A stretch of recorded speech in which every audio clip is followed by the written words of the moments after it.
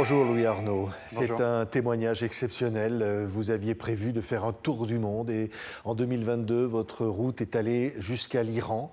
Et là, vous allez connaître l'enfer et vous le racontez dans un livre qui s'appelle « La révolution intérieure ». Pourquoi ce titre? On va en parler. Otage en Iran, j'ai trouvé la liberté dans les enfers aux éditions de l'Équateur. Vous êtes arrêté et vous allez aller dans la pire prison iranienne et vous en témoignez aujourd'hui. Pourquoi d'abord ce témoignage pour vous est essentiel maintenant? Alors, effectivement, de toute façon, l'idée de ce témoignage est venue très tôt dans ma détention par rapport à ce que j'ai observé, et j'en reparlerai un petit peu plus tard. Mais effectivement, il prend tout son sens aujourd'hui. Parce que, effectivement, au massacre, à la tragédie à laquelle on vient d'assister, on parle de dizaines de milliers de morts, de peut-être jusqu'à 60 milliers de morts en seulement 2 jours en Iran. Vraiment, c'est une catastrophe dans ce pays. Et ce qu'on ne voit pas, c'est ce qui se passe derrière le voile des prisons. Et donc, effectivement, ce que je raconte dans ce livre, et notamment dans cette section 209 de la prison d'Evin, qui est la plus terrible et qui est vraiment un abattoir. Et donc, c'est important, je pense, de témoigner particulièrement aujourd'hui de ce que vivent encore des dizaines de milliers d'Iraniens qui ont été arrêtés dans les manifestations. C'est des tortures. C'est terrifiant ce qui se passe dans ces prisons, en plus des assassinats politiques, des assassinats de masse. Qu'est-ce qui se passe dans cette prison, dans cette section 209, où vous avez passé 623 jours de détention? Oui, alors dans cette section, effectivement, j'y ai passé 6 mois. Ces 6 mois qui m'ont paru 10 ans, tellement ces conditions sont extrêmes. Et effectivement, c'est un endroit où tout est fait pour déshumaniser, pour vous réduire à l'état de bête, combat pour les soumettre. Et il y a effectivement la torture, pour vous soutirer des aveux qu'on aura décidé de vous imposer. Et j'ai vu les visages téméfiés qui reviennent d'interrogatoire. J'ai vu ce qu'on a jeté contre le mur, les yeux bandés. J'ai entendu les hurlements de ces hommes qu'on a électrocutés, de ces femmes qu'on bat pour les soumettre, pour les violer. Et ces cris, ces visions, qu'on n'oublie absolument jamais, qui ne vous quittent jamais, ces cris, ces visions sont eux-mêmes une torture.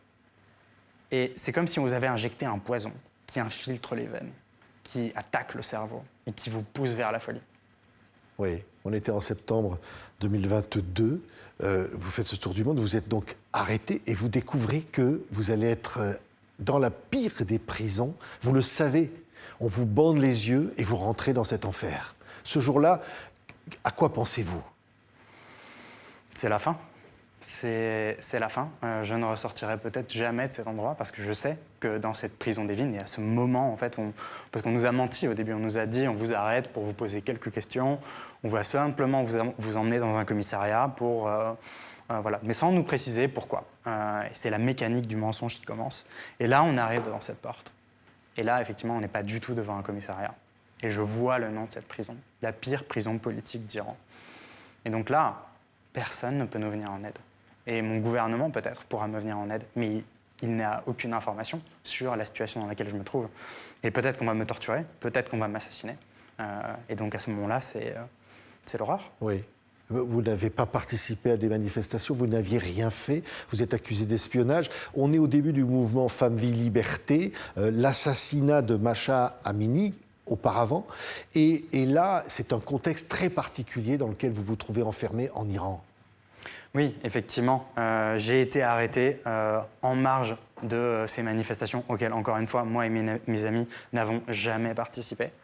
Et effectivement, je vais être arrêté au début de ce mouvement. Et la prison est tellement pleine qu'on ne va même pas me mettre dans une cellule, on va me mettre dans un corridor. Un corridor qui fait 50 mètres de long sur 3 de large, qui n'a aucune fenêtre, qui a des éclairages allumés en permanence. Il n'y a absolument rien dedans, on dort à même le sol, comme dans toutes les cellules de toute manière. Et là, on va être 100 personnes, enclavées comme des rats, entassées les uns sur les autres. Mais sauf que moi, je vais être le seul qui ne veut pas partir. Et je vais voir défiler tout ce mouvement, tous les manifestants de ce soulèvement Femmes, Vie, Liberté. Et effectivement, je vais côtoyer toutes les classes de la population, que ce soit les dealers, les docteurs, les poètes, les étudiants. Par exemple, mes petits frères Ali et Daï, qui sont les petits génies de l'université de Sharif, qui témoignent d'une détermination exemplaire parmi ce peuple, qui disent qu'ils préféreraient mourir que de donner quoi que ce soit à la République islamique. Oui, c'est vrai que dans cette prison, vous dites, c'est l'élite du pays. qui se Exactement. retrouvent là. C'est ce que ce pays peut produire de plus beau, c'est les lumières qui sont enfermées. Exactement. Parce que la spécificité de la prison d'Evin, ce n'est pas une simple prison. C'est à la fois le symbole de la répression, c'est le cœur du pouvoir, mais c'est aussi le phare de la liberté. Parce que c'est là que sont emprisonnées toutes les plus grandes figures de l'opposition. C'est là que l'opposition s'organise, que la résistance s'organise, et que se joue la réelle lutte entre l'opposition et le régime. Et effectivement, c'est ça que je documente dans ce livre, la manière dont ces prisonniers continuent le combat, à la manière de gens comme Narges Mohammadi, qui a reçu le prix Nobel de la paix pendant que nous étions en prison. Et je me souviens de ce jour où il y a les cris de joie des femmes du bâtiment juste à côté de nous lorsqu'elles reçoivent ce prix Nobel. Mais c'est à l'image de tous ces autres opposants qui n'ont peut-être pas la même célébrité, mais qui continuent la lutte avec une intégrité absolument exemplaire. Oui, vous racontez évidemment les terribles conditions de détention dans cette prison. Et vous, qui n'étiez pas au départ impliqué dans le mouvement politique, vous allez progressivement vous sentir iranien. Vous allez vous sentir habité finalement par ce combat. Exactement. Et il y a un moment fondateur dans cette révolution intérieure qui marque vraiment le début des choses. C'est ce moment où je rencontre un manifestant. Shayan avait 25 ans. J'avais jamais vu quelqu'un qui avait été aussi atrocement torturé, aussi brutalement, sauvagement torturé. Toutes ses dents étaient cassées. Sur son cou, il y avait comme des traces de strangulation. C'était la marque de la corde dans les simulations de pendaison. Et son corps était absolument, complètement recouvert d'hématomes. Et sa petite fille venait juste de naître. Et on allait le condamner à mort. Et jusque-là, je sympathisais avec ce peuple. Mais je détournais le regard. Parce que j'avais peur. J'avais peur qu'on me considère comme eux, qu'on me traite comme eux. Mais à ce moment-là, je comprends. Je comprends que je ne peux pas me dérober à ce qui existe. Je ne peux pas me dérober à ce que je vois. Et il sera de mon devoir de porter la parole de ce peuple, de mon peuple. Parce qu'effectivement, à ce moment-là, il y a cette transformation qui a lieu, où mon individualité s'efface, où je deviens l'un d'entre eux, je deviens l'Iranien, le combattant pour la liberté, agrandi d'une humanité à ce moment-là. Et c'est ça qui m'a sauvé des ténèbres. Ce sont les Iraniens qui m'ont sauvé des ténèbres. Parce qu'au fond, c'est ça qui vous a sauvé la vie, parce que vous disiez, vous auriez voulu mourir. Il n'y avait plus aucune perspective, rien. Et c'est ça, en fait, la souffrance est tellement extrême, mais la plus grande des souffrances pour moi, c'est l'injustice. Et c'est là où, en fait, ce changement, le moment où je deviens iranien, le moment où j'adopte la lutte, marque une transition absolument fondamentale. Parce qu'au début, dans cette injustice, cette souffrance est absolument insupportable.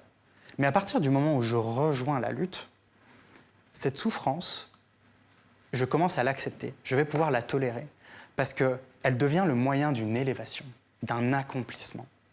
C'est comprendre que la souffrance n'est jamais une finalité, que la souffrance est toujours le catalyseur de quelque chose qui nous est bénéfique. Et nous sommes tous confrontés à l'injustice, tous les jours, que ce soit dans le deuil, que ce soit dans la maladie, que ce soit dans la perte d'emploi, et mille autres choses encore, mille autres injustices du quotidien encore. Mais si on arrive à relier notre souffrance avec les choses qui nous importent dans la vie, qu'on arrive à comprendre ce qu'elles nous apportent, alors il se passe quelque chose d'absolument extraordinaire. Parce qu'à ce moment-là, l'injustice s'efface et surtout la colère s'efface. Et ça, c'est très important, c'est fondamental même. Oui. Parce que c'est la colère qui nous enferme, c'est la colère qui nous retient prisonniers, qui nous rend esclaves de notre bourreau. Et comme quand j'entends parfois des ex-otages dire « on m'a volé ma vie, on m'a handicapé à vie », comme des gens me disent « cette personne m'a fait souffrir il y a 7 ans ». Mais effectivement, on est toujours prisonnier à ce moment-là. Et de cette prison-là, aucun président, aucun avion ne pourra jamais nous libérer. Et on peut y demeurer toute sa vie. Et c'est ça, la chose la plus importante que j'ai apprise auprès des prisonniers politiques. Que la liberté ne se donne pas, qu'elle se prend. Merci pour ce témoignage, Louis Arnaud. C'est pour ça que ça s'appelle la révolution intérieure. Et ça, c'est extraordinaire. On va entendre une voix. Et cette voix, je sais, c'est très important pour vous. Cette chanson de Shervin Hajipour. Elle dit quoi d'ailleurs, cette chanson-là? C'est l'hymne du mouvement Femmes, Vie, Liberté.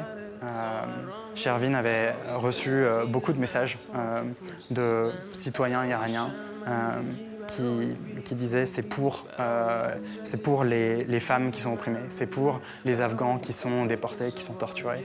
Et Shervin a repris toutes ces phrases dans une chanson qui est absolument magnifique, qui est tout de suite devenue un événement, un phénomène dans ce pays.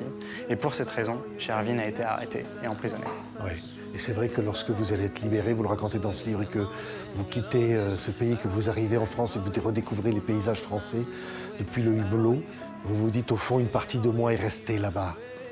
Et je n'oublierai jamais ceux qui sont restés là-bas. Absolument. Et c'est là où cette histoire est très singulière, parce que cette révolution intérieure, elle m'a sauvé, mais elle m'a aussi condamné. Parce qu'à travers elle, je suis devenu l'un d'entre eux, je suis devenu iranien. J'ai rejoint la lutte des combattants de la liberté. Et je suis extrêmement reconnaissant envers la France, envers tous ceux qui se sont battus pour ma libération. Mais pour moi, c'est une trahison. C'est trahir mes frères. Comment est-ce que je peux me regarder en face quand je les abandonne comme ça, à un régime génocidaire qui est en train de les massacrer? Comment on fait? Et aujourd'hui, ce qui est extrêmement difficile, c'est ça, et c'est la perte de sens. Parce que en rejoignant cette lutte, j'ai donné un sens à ma souffrance. Au point que le seul fait de continuer, de respirer, était un acte de résistance chargé de sens. Mais à partir du moment où on me libère, on m'arrache à mon bourreau, on m'arrache à la raison pour laquelle je me bats, à la raison pour laquelle j'existe. Et ce qui est très difficile aujourd'hui, c'est que je n'ai plus de raison d'être, si ce n'est de porter la voix des Iraniens à travers ce livre. Merci beaucoup. Louis Arnaud, La Révolution intérieure, otage en Iran, j'ai trouvé la liberté dans les enfers aux éditions de l'Équateur. On se quitte toujours avec cette voix qui est celle de la résistance des Iraniens. Merci beaucoup. Merci.